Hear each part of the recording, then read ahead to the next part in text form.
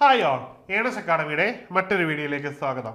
കേന്ദ്ര സർക്കാർ സ്ഥാപനമായ BIS-ലേക്ക് ഒരു നോട്ടിഫിക്കേഷൻ വന്നിട്ടുണ്ട്. അതുമായി ബന്ധപ്പെട്ട ഒരു തസ്തികകളെ പറ്റിയാണ് നമ്മൾ ഈ വീഡിയോയിൽ ചർച്ച ചെയ്യാൻ പോകുന്നത്. പ്രത്യേകിച്ചും ടെക്നിക്കൽ ബാക്ക്ഗ്രൗണ്ട് ഉള്ളവർക്ക് വളരെയധികം പ്രയോജനപ്പെടുന്നതാണ് ഈ തസ്തികകൾ. പൊതുവെ ആരും അപ്ലൈ ചെയ്യാത്ത വളരെയധികം ആപ്ലിക്കേഷൻ കുറവുള്ളൊരു മേഖലയാണ്. അതുകൊണ്ട് ഈ ഇൻഫർമേഷൻ നിങ്ങളിലേക്ക് എത്തിക്കാൻ വേണ്ടിയാണ് നമ്മൾ ഈ വീഡിയോ പ്രധാനമായിട്ടും ചെയ്യുന്നത്. അപ്പോൾ നമുക്ക് ഏതൊക്കെ തസ്തികകളിലാണ് ഈ നോട്ടിഫിക്കേഷൻ ഉള്ളതെന്ന് നോക്കാം. ആദ്യമായിട്ട് ടെക്നിക്കൽ അസിസ്റ്റന്റ് എന്ന് പറയുന്ന ഒരു തസ്തികയാണ്. ഇത് പേ ബാൻഡ് ലെവൽ 6 വരുന്നതാണ്. അതിന്റെ പേ സ്കെയിൽ എന്ന് പറഞ്ഞാൽ 35,400 മുതൽ 11,224,400 വരെ റെമ്യൂണറേഷൻ കിട്ടുന്ന അല്ലെങ്കിൽ സാലറി കിട്ടുന്ന ഒരു തസ്തികയാണ്. ഇത് പ്രധാനമായിട്ടും മെക്കാനിക്കൽ, കെമിക്കൽ, മൈക്രോബയോളജി എന്നീ മേഖലകളിലാണ് വിളിച്ചിരിക്കുന്നത്. ഇതിൽ മെക്കാനിക്കലിൽ 13 വേക്കൻസിയും കെമിക്കലിൽ 12 വേക്കൻസിയും മൈക്രോബയോളജി 2 വേക്കൻസിയും ഇങ്ങനെയാണ് ഡിസിപ്ലിൻ ബേസ്ഡ് വേക്കൻസീസ് വരുന്നത്. ഇതിന് പ്രായപരിധി എന്ന് പറയുന്നത് 30 വയസ്സാണ്. ഇത് ആനുപാതികമായിട്ടുള്ള വയസ്സളവ് OBC, SC, ST, ex service മുതലായവർക്ക് ലഭിക്കുന്നതുമായിരിക്കും. ഇനിയും അടുത്തത് സീനിയർ ടെക്നീഷ്യൻ എന്ന് പറയുന്ന ഒരു തസ്തികയാണ്. ഇതിൽ പ്രധാനമായിട്ടും വരുന്നത് പേ ലെവൽ 25,500 മുതൽ 81,100 വരെ വരുന്ന പേ ലെവൽ 4 വരുന്ന തസ്തികയാണ്. ഇതിന്റെ പ്രായപരിധി 27 വയസ്സാണ്. ഇതിന് ഡിസിപ്ലിൻ ബേസ് കാർപ്പൻട്രിയിൽ 7 വേക്കൻസിയും വെൽഡറിൽ 1 വേക്കൻസിയും പ്ലംബറിൽ 2 വേക്കൻസിയും ഫിറ്ററിൽ 5 വേക്കൻസികളും ഇലക്ട്രീഷ്യൻ വയർമാൻ 3 വേക്കൻസികളുമാണ് നിലവിലുള്ളത്. അങ്ങനെ വ്യത്യസ്തങ്ങളായ വേക്കൻസികളിലാണ് ഈ നോട്ടിഫിക്കേഷൻ വന്നിരിക്കുന്നത്. ഇനി നമുക്ക് ഓരോ വേക്കൻസികൾക്കുമുള്ള വിദ്യാഭ്യാസ യോഗ്യത എന്താണെന്ന് പരിശോധിക്കാം. അതിൽ ടെക്നിക്കൽ അസിസ്റ്റന്റ് എന്ന് പറയുന്ന തസ്തികയിലേക്ക് മെക്കാനിക്കൽ ഡിസിപ്ലിൻ ഉള്ളവർക്ക് 60% മാർക്കോട് കൂടിയുള്ള മെക്കാനിക്കൽ ബാക്ക്ഗ്രൗണ്ട് ഉള്ളവർക്ക് 3 ഇയർ ഡിപ്ലോമയ്ക്ക് 60% കൂടിയുള്ള മാർക്കാണ്. എന്നാൽ SC, ST, OBC-കാർക്ക് 50% മാർക്ക് മതിയാവും. ഇനിയും കെമിക്കൽ ഡിസിപ്ലിൻ ഉള്ളവർക്ക് bachelor degree in science with chemistry എന്ന് പറയുന്നത് വളരെ ഇമ്പോർട്ടൻ്റ് ആണ്. With minimum 60% mark. ഇതിലും ഷെഡ്യൂൾഡ് കാസ്റ്റ്, ഷെഡ്യൂൾഡ് ട്രൈബിന് 50% മാർക്ക് മതിയാവും. ഇനിയും ഫോർ മൈക്രോബയോളജി ഡിസിപ്ലിനിൽ ഇതേ കാറ്റഗറി തന്നെയാണ് ബാച്ചിലർ ഡിഗ്രി ഇൻ സയൻസിൽ മൈക്രോബയോളജിയിലുള്ളവരാകണം. അവർക്കും 60% മാർക്ക് ഉണ്ടായിരിക്കണം. SC, ST കമ്മ്യൂണിറ്റിക്ക് 10% ഇളവുണ്ടായിരിക്കും. 50% മാർക്ക് മതിയാവും. അതായത് ടെക്നിക്കൽ അസിസ്റ്റന്റ് എന്ന് പറയുന്ന തസ്തികയുടെ കാര്യമാണ് പറഞ്ഞത്. അടുത്തത് സീനിയർ ടെക്നീഷ്യൻ എന്ന് പറയുന്ന തസ്തികയാണ്. ഇവിടെ മെട്രിക്കുലേഷൻ അല്ലെങ്കിൽ നമ്മുടെ SSLCക്ക് തതുല്യമായ യോഗ്യത ഉണ്ടായിരിക്കണം.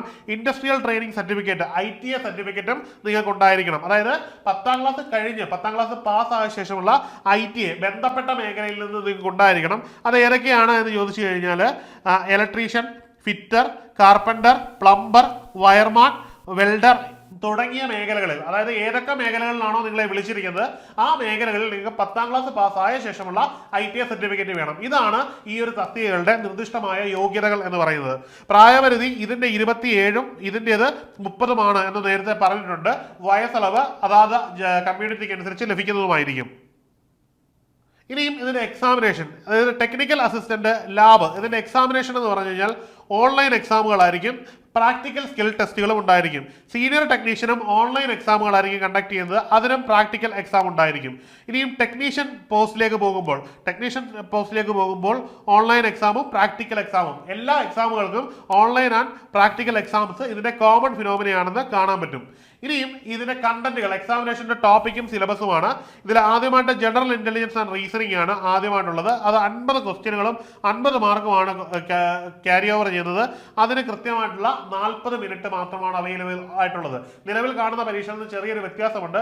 സെക്ഷൻ വൈസ് ആയിരിക്കും നിങ്ങൾക്ക് കണ്ടന്റ് ചെയ്യാൻ തരുന്നത്. അതായത് ഓരോ കണ്ടന്റിനും കൃത്യമായിട്ടുള്ള സമയം അനുവദിച്ച് ആ സമയത്ത് മാത്രം കണ്ടന്റ് ചെയ്യുന്ന രീതിയിലായിരിക്കും പരീക്ഷയുടെ രീതി. നിലവിൽ NTPC റെയിൽവേ എക്സാം എഴുതുന്ന പോലെയും SSC എക്സാം എഴുതുന്ന പോലെയും ഇഷ്ടമുള്ള ഭാഗങ്ങൾ ചെയ്യാൻ പറ്റില്ല എന്ന് വേണം നമുക്ക് മനസ്സിലാക്കാൻ. അടുത്തതായിട്ട് ജനറൽ അവയർനെസ് ആണ്. 25 ചോദ്യങ്ങളും 25 മിനിറ്റുമാണ്, 25 മാർക്കും 20 മിനിറ്റുമാണ് ഇതിനായിട്ട് എക്സാമിന് അനുവദിച്ചിരിക്കുന്നത്. അതായത് 25 ചോദ്യത്തിന് 25 മാർക്കും ഒപ്പം 20 മിനിറ്റും. ഈ 20 മിനിറ്റ് കൊണ്ട് ജനറൽ അവയർനെസ് കൃത്യമായിട്ട് ചെയ്തു തീർത്തിരിക്കണം. ആകെ മൊത്തം പരീക്ഷയുടെ സമയമല്ല, ഓരോ സെക്ഷനുമുള്ള സമയമാണ് ഇവിടെ ഇവർ കൊടുത്തിരിക്കുന്നതെന്ന് പ്രത്യേകം ശ്രദ്ധിച്ചോളട്ടെ. അടുത്തത് ഇംഗ്ലീഷ് ലാംഗ്വേജ് ആണ്. ഇംഗ്ലീഷ് ലാംഗ്വേജും സെയിം വെയിറ്റേജ് ആണ്. 25 ക്വസ്റ്റ്യനും 25 മാർക്കുമാണുള്ളത്. അതിനും 20 മിനിറ്റ് ആണ് ഇവിടെ നൽകിയിരിക്കുന്നത്.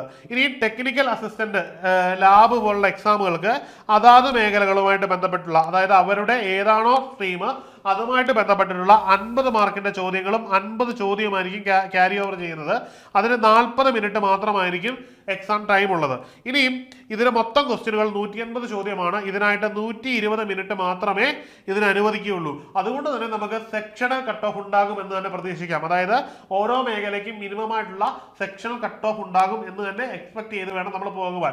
നിലവിൽ നോട്ടിഫിക്കേഷൻ അതിനെപ്പറ്റി കൃത്യമായിട്ട് പറയുന്നില്ല. സാധ്യത വളരെ കൂടുതലാണ്. കാരണം സെക്ഷൻ ബേസ്ഡ് മിനിറ്റും ക്വസ്റ്റ്യനുകളും തരുന്നത് കൊണ്ട് തന്നെ അതിനുള്ള സാധ്യത വളരെ കൂടുതലാണ്. ഇനി ആപ്ലിക്കേഷൻ്റെ ഡേറ്റുകൾ നമുക്ക് നോക്കാം. അതിൽ രജിസ്ട്രേഷൻ, ഈ ആപ്ലിക്കൻ്റെ രജിസ്ട്രേഷൻ തുടങ്ങുന്നത് 9 സെപ്റ്റംബർ 2024 മുതൽ 30 സെപ്റ്റംബർ 2024 വരെയാണ്. അതായത് ഇന്ന് തുടങ്ങി, അതായത് ഇന്ന് ഈ വീഡിയോ എടുക്കുന്ന 9-ാം തീയതിയാണ്. ഇന്ന് തുടങ്ങി ഈ മാസം 30-ാം തീയതി വരെ മാത്രമാണ് ഈ ഒരു ആപ്ലിക്കേഷൻ അപേക്ഷിക്കാൻ പറ്റുന്നത്. ഈ ആപ്ലിക്കേഷന് ഫീസ് ഉണ്ട്. ഇനിയും ഇതിന് പേയ്മെന്റ് ചെയ്യേണ്ടതെന്ന് പറഞ്ഞു കഴിഞ്ഞാൽ 9 സെപ്റ്റംബർ മുതൽ 30 സെപ്റ്റംബർ വരെ ആപ്ലിക്കേഷൻ. ഒപ്പം തന്നെ ഓൺലൈൻ മെത്തേഡിൽ മാത്രമേ പേയ്മെന്റ് ഉള്ളൂ. ഓഫ്ലൈൻ മെത്തേഡിൽ യാതൊരുവിധ പേയ്മെന്റും ഇല്ല. ഇനിയും ഏതാണ്ട് 10 ബിഫോർ ആയിട്ട് നിങ്ങൾക്ക് നിങ്ങളുടെ അഡ്മിഷൻ കാർഡ് കിട്ടും. അതായത് എന്നാണോ പരീക്ഷയ്ക്ക് 10 ദിവസം മുമ്പ് നിങ്ങൾക്ക് എന്ത് കിട്ടും? നിങ്ങളുടെ അഡ്മിഷൻ കാർഡ് കിട്ടുമെന്നാണ് BIS അറിയിച്ചിരിക്കുന്നത്. അപ്പം നിലവിലെ യോഗ്യതയുള്ള എല്ലാവർക്കും എന്ത് ചെയ്യുക? ഇതിനെ അപ്ലൈ ചെയ്യാവുന്നതാണ്. അപ്പം ഈ ഒരു കണ്ടന്റ് നിങ്ങൾക്ക് ഉപകാരപ്പെട്ട് കാണുമെന്ന് കരുതുന്നു. ഒരുവിധം പ്രിപ്പയർ ചെയ്യുന്ന ഏതൊരാൾക്കും ട്രൈ ചെയ്യാവുന്ന ഒരു എക്സാമിനേഷൻ ആണ്. സെൻട്രൽ ഗവൺമെന്റിലെ BIS-ലാണ് നിയമനം. അപ്പോൾ മറ്റൊരു വീഡിയോയിൽ കാണാം. Good bye.